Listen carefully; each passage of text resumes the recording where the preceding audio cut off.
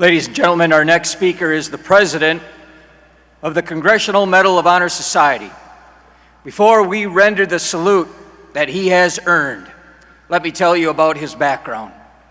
On March 4th, 2002, the Navy SEAL led a team to its assigned area atop a 10,000-foot snow-covered mountain in Afghanistan. Riddled by enemy rocket and small arms fire, his insertion helicopter crash-landed in a valley. Our guests rallied 5 remaining members to rescue a fallen comrade who fell from that chopper. Fearlessly, the group charged through enemy gunfire and engaged in close-quarters firefights. Several of our speaker's teammates became casualties. He carried a seriously wounded teammate through deep snow and enemy fire. Through the next 14 hours, he continued to fight while stabilizing his wounded comrades. He was not extracted until the hill was stabilized and his team taken to safety. Ladies and gentlemen, please stand if you are able as I lead us by the numbers in a hand salute to Command Master Chief Britt K. Slabinski. 1, 2. Ladies and gentlemen, Command Master Chief Special Warfare Operator Britt Slabinski, U.S. Navy SEAL, retired.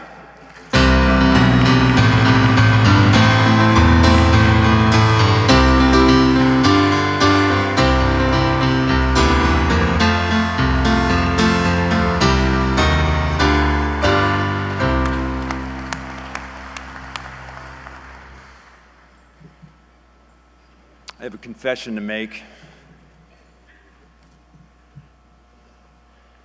You know, this is an uncomfortable place for me to be, and I just can't get used to that, and I guess you probably shouldn't. You know, I know when those salutes come that you are, I guess is the comfort. I know you've heard it from other recipients before, but they all say the same thing, is that they wear it for their teammates, all their teammates that were with us that day, that died, that were wounded, those that trained us, those that led the way, set the example for us, you, right? It's the nation's medal. It is an uncomfortable place to be, but I gladly carry the weight for them. It's also a comfortable place, I say profoundly, thanks for that, yeah. It's also a comfortable place to be, because it's just profoundly moving being here in this presence with you. It's individuals who have served this country with such dedication, individuals who understand better than anyone the true weight of meaning, of service and sacrifice. Your commitment to our country, to each other, and to the ideals we all hold dear is a very thread that holds this nation together. See, I see the United States is indeed a tapestry. It's an intricate weaving of beliefs, of values, ideals that combined to build the nation that every nation leans on. And as I reflect on this, I'm reminded that the fabric of our nation is much more than a metaphor. It is as real as the red, white, and the blue. That fabric is held together by a collective commitment by each and every one of us. Those threads represent we, the people of this nation, who through justice, sacrifice, and compassion keep it strong and whole.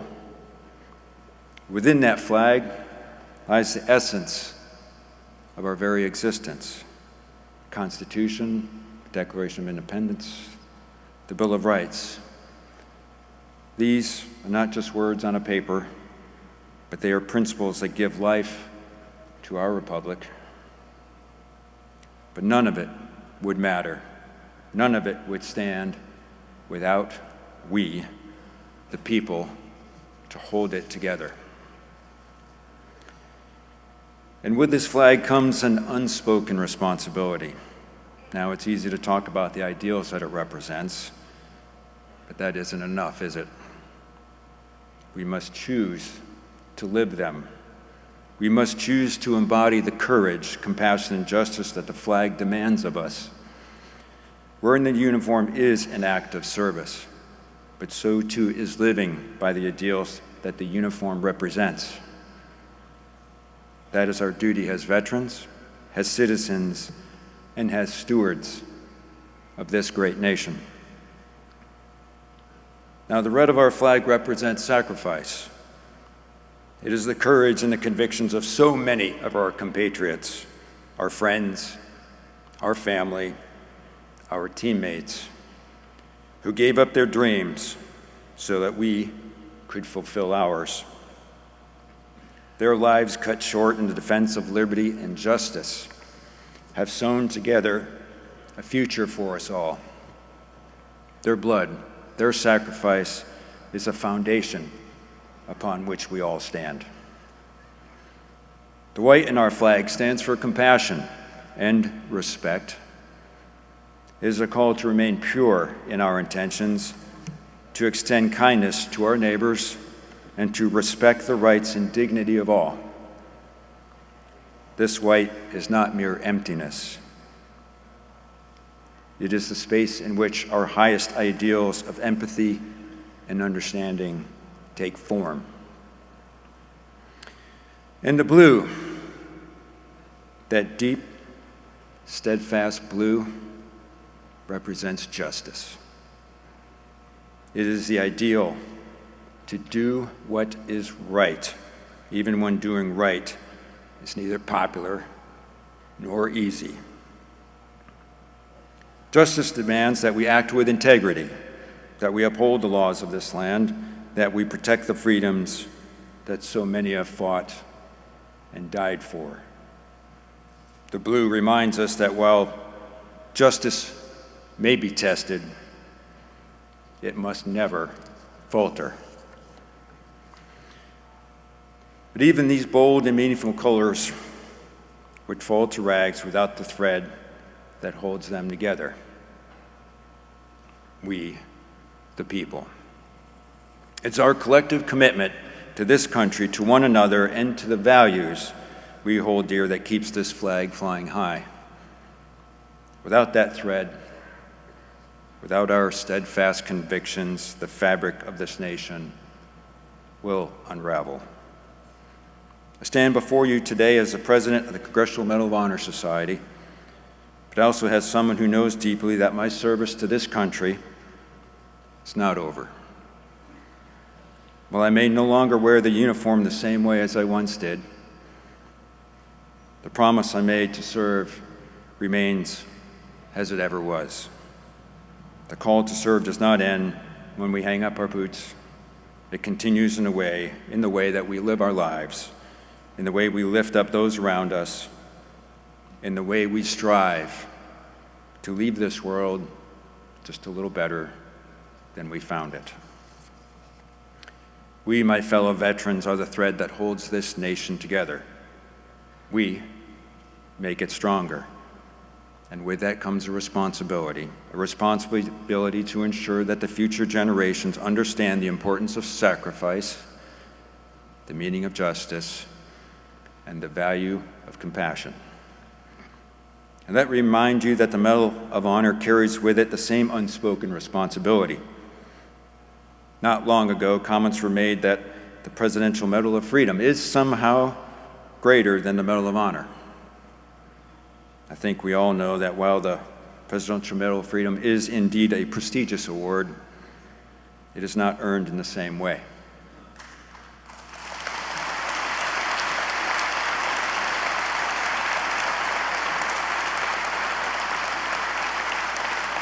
Thank you. One can, in some cases, open their checkbook and be given such an honor.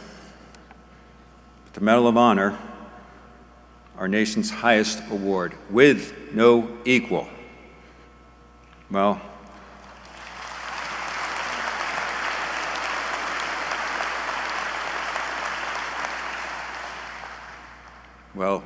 it must be earned with a gift from the checkbook of the soul. And that check is deposited in a crucible of sacrifice based on a promise of justice and love.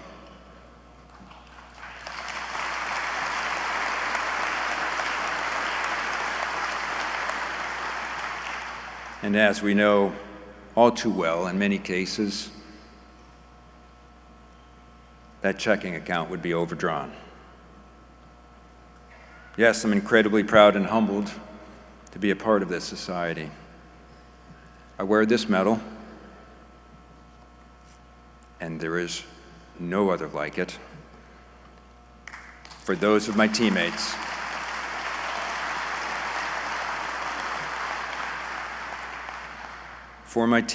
whose very DNA resides inside. For my teammates, for those that cast their check so that others could live. I'm thankful for them, and I will not fail to hold the line in their name.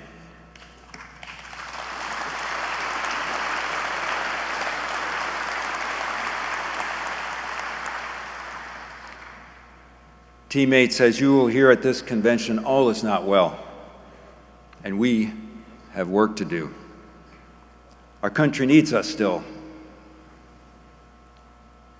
You will hear of our recruiting efforts and the service to our nation being at an all-time low. How low, you ask? Well, let's just say combat readiness is at risk, and if we don't figure this out, we might not be having too many more of these conventions. Suicide. Suicide remains a serious course of action for many, far too many of our teammates. It's something that we cannot turn away from. We must continue to face this head-on with compassion and urgency. And let me tell you, it is simply unacceptable that some reports suggest 20% of our military force is eligible for supplemental nutrition assistance. These are families that endure and sacrifice so much for this country, yet we leave them struggling to meet their basic needs. This too cannot stand.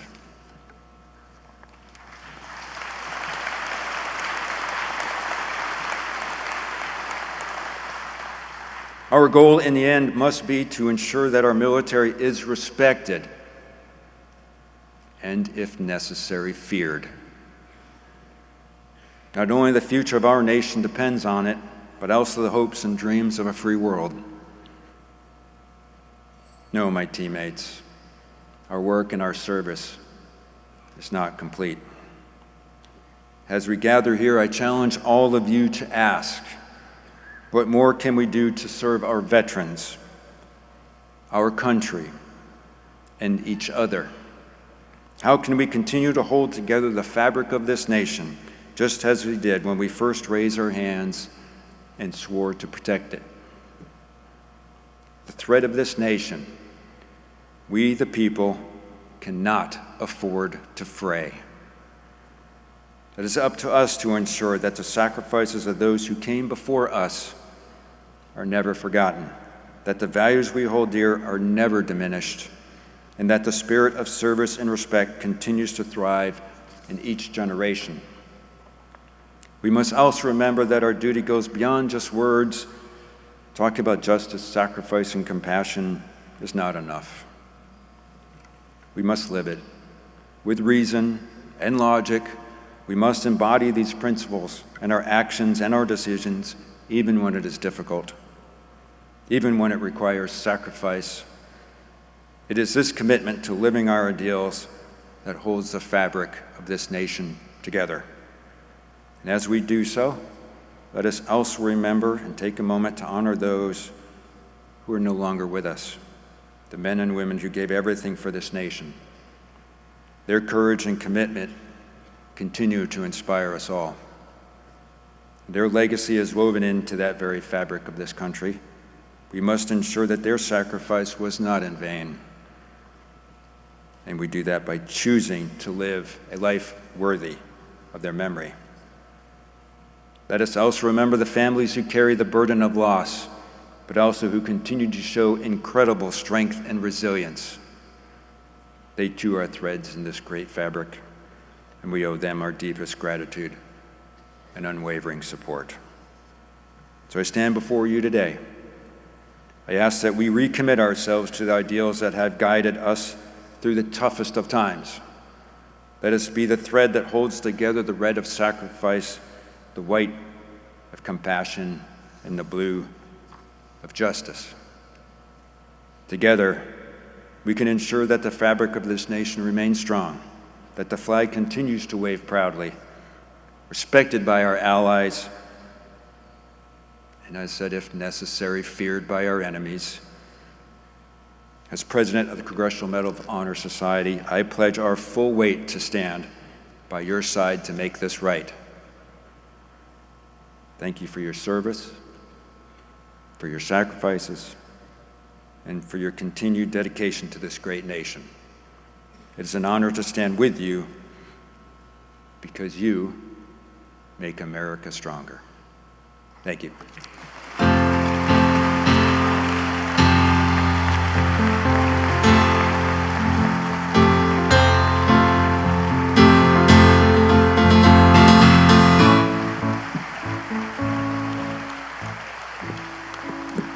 Sir, it was so great to meet you earlier in the year. So with that, I just want to say thank you. Also present you with one of our diamond lapels. Oh, thank you, sir. We also want to give you a minted coin, especially from us. Liberty. And then, of course, my medallion. Again, the sacrifice, the commitment that you gave, and just again, understand the family is here. We thank you for your service and appreciate everything you have done and continue to do as we change and save lives together. Thank you, sir. Yeah. We're with you.